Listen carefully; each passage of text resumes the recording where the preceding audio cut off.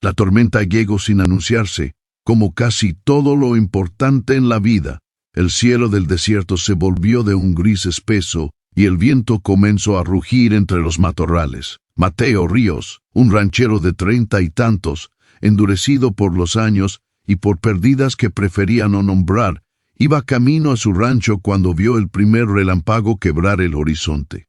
Apretó las riendas, esperando llegar antes de que el cielo se desplomara sobre él, pero el destino tenía otros planes. El caballo se sobresaltó y resbaló entre las rocas húmedas. Mateo cayó de espaldas, el golpe le cortó el aire, y cuando intentó levantarse sintió un dolor agudo en la pierna. Maldijo en voz baja.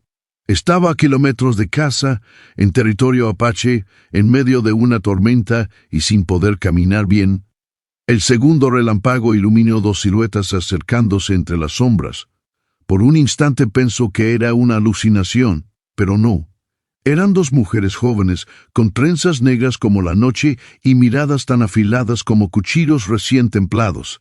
Vestían ropas de piel y cargaban arcos, como si hubieran salido de un eco antiguo del desierto. La mayor habló primero. «No deberías estar aquí, ranchero», dijo sin levantar la voz, pero con una firmeza que atravesaba la tormenta. La menor lo observó con una mezcla de cautela y compasión. «Está herido, náhuatl. No podemos dejarlo así». Mateo abrió la boca para responder, pero el dolor le dobló el cuerpo. Las dos hermanas intercambiaron una mirada silenciosa, como si la conversación se diera sin palabras. Luego se acercaron sin miedo y se agacharon junto a él. El olor a salvia y humo que traían impregnó el aire. «Te ayudaremos», dijo finalmente la mayor, «pero no creas que confiamos en ti». «Esta noche es peligrosa para todos», Mateo asintió. No tenía fuerzas para discutir. Las hermanas lo levantaron entre ambas con sorprendente destreza y lo llevaron a una cueva oculta entre las rocas. La entrada estaba cubierta de ramas secas y tierra, como si no quisieran que nadie supiera que existía. Dentro, el viento no soplaba y el eco del trueno se amortiguaba en la oscuridad. Encendieron una fogata pequeña y trabajaron sin preguntar nada. La menor trituró hierbas en un cuenco de piedra mientras la mayor examinaba la pierna hinchada de Mateo. «Me llamo náhuatl», dijo sin mirarlo. «Ella es Miska, y no deberíamos estar contigo». «Es prohibido». La palabra quedó flotando en el aire como una hoja que no decide dónde caer. «Entonces, ¿por qué lo hacen?», preguntó Mateo, intentando cargar la voz con algo de dignidad. Miska dejó de mezclar y lo miró directamente. «Porque aunque nuestras tierras peleen con las tuyas, tu dolor es de un ser humano, y esta noche el desierto está reclamando vidas. No daremos la nuestra, ni la tuya». Mateo sintió una punzada que no venía de la herida.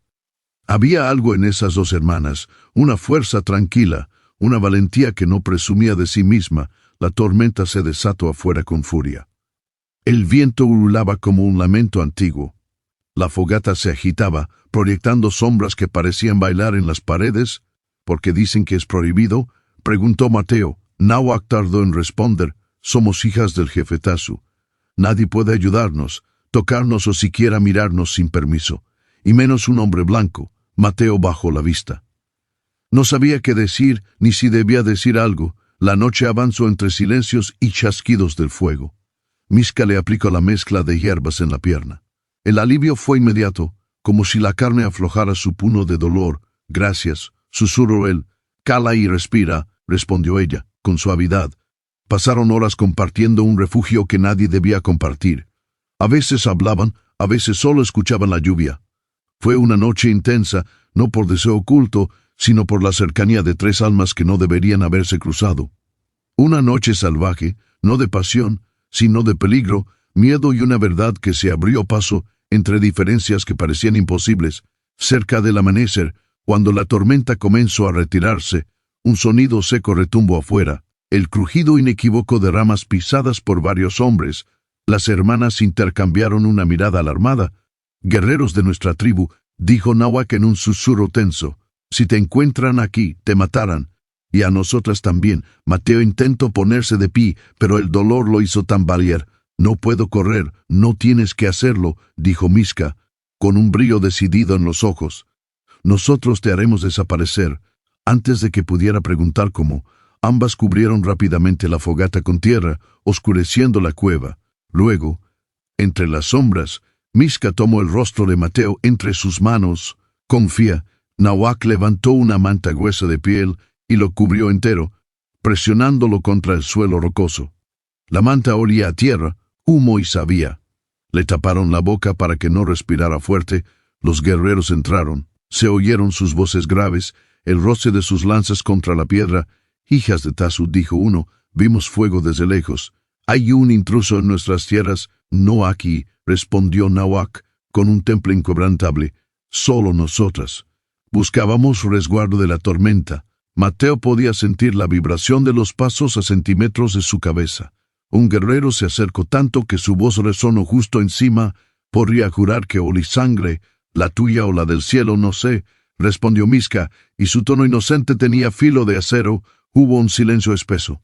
Luego pasos que se alejaron. Finalmente, la salida de la cueva volvió a quedar en calma. La manta fue retirada. Mateo respiró hondo, jadeante, como si volviera a nacer. Las hermanas no sonrieron. No había alivio, solo gravedad. «Ahora debes irte», dijo Nahuac. «Nunca podremos volver a encontrarnos». Miska lo ayudó a incorporarse y a salir de la cueva. El desierto brillaba mojado con los primeros rayos del sol. Su caballo pastaba cerca como si nada hubiera ocurrido. Antes de subir, Mateo miró a las hermanas. Quiso decir algo, explicarles que esa noche lo había cambiado, que no era su piel, ni sus ropas, ni su origen lo que importaba, sino la humanidad que compartieron, cuando la muerte rondaba cerca. Quiso decirles que nunca las olvidaría, pero Nahuac negó con la cabeza antes de que él hablara. «Las palabras sobran», dijo, «y no sobreviven al viento». Miska se adelantó y le colocó en la mano una pequeña piedra blanca, lisa como un hueso pulido, para que recuerdes que hubo un lugar y dos personas que no te dejaron morir.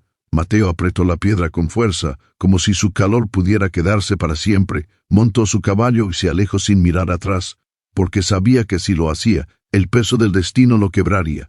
Las dos hermanas se quedaron como figuras talladas en la luz del amanecer, hasta que finalmente se dieron vuelta y desaparecieron entre los riscos. Días después, cuando Mateo por fin volvió a caminar sin dolor, comprendió que aquella noche había roto algo dentro de él, o quizás lo había reparado.